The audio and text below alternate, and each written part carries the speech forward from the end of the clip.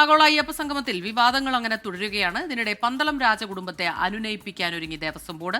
കൊട്ടാരം പ്രതിനിധികളുമായി ഇന്ന് കൂടിക്കാഴ്ചയുണ്ടാകും.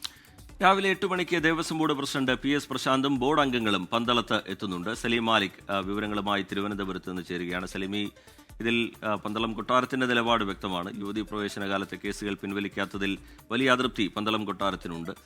ഈ ഒരു അനുനയ സംഭാഷണം എന്നുള്ള നിലയിലാണെങ്കിലും പന്തളം കൊട്ടാരം പ്രതിനിധികൾ അതിനോട് എത്രത്തോളം വഴങ്ങും എന്നുള്ളതൊരു പ്രധാനപ്പെട്ട ചോദ്യവുമാണ്. എന്താണ് വിവരങ്ങൾ സലീം മാലിക്?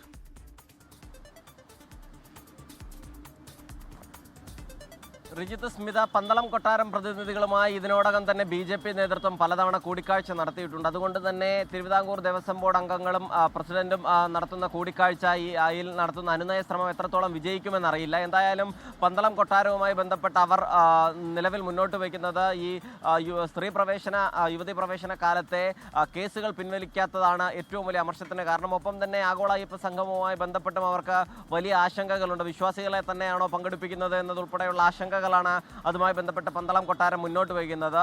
പക്ഷേ ഇന്നത്തെ ഈ കൂടിക്കാഴ്ചയ്ക്ക് ശേഷം എല്ലാ പ്രശ്നങ്ങളും എല്ലാ തെറ്റിദ്ധാരണകളും മാറുമെന്നുള്ളതാണ് ദേവസ്വം ബോർഡ് അംഗങ്ങൾ പങ്കുവയ്ക്കുന്ന പ്രതീക്ഷ. നിലവിൽ ബോർഡ് അംഗങ്ങളും പ്രസിഡന്റും ഒന്നിച്ച് ഇവിടേക്ക് പോവുകയും അവരെ ക്ഷണിക്കുകയും ചെയ്യുന്നു എന്നുള്ളതാണ്. സാധാരണഗതിയിൽ മറ്റിടങ്ങളിലൊക്കെ ബോർഡിലെ മുഴുവൻ അംഗങ്ങളും പോയിരുന്നില്ല. NSS SNDP ആസ്ഥാനങ്ങളിലൊക്കെ എല്ലാവരും പോയിരുന്നില്ല. പക്ഷേ പന്തളം കൊട്ടാരത്തിൽ അനുനയിപ്പിക്കാനായി എല്ലാവരെയും കൂട്ടി പോവുകയാണ്.